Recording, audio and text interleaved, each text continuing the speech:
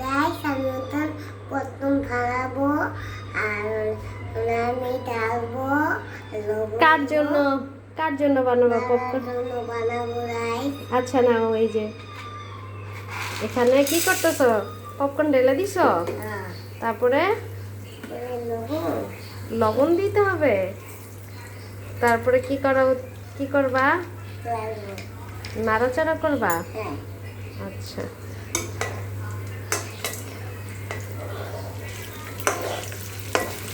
ওরে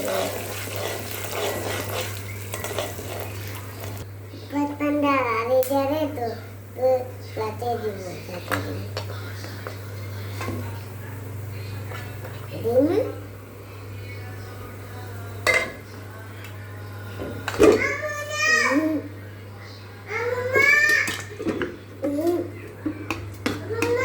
এই তো এখন কি হচ্ছে আয়ান?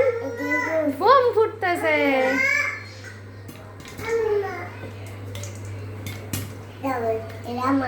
এখন এটা হাতে নিতে হবে না।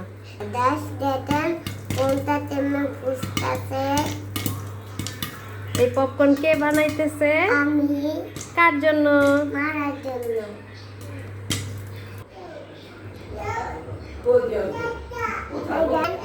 পপকর্নটা আমি খাবো।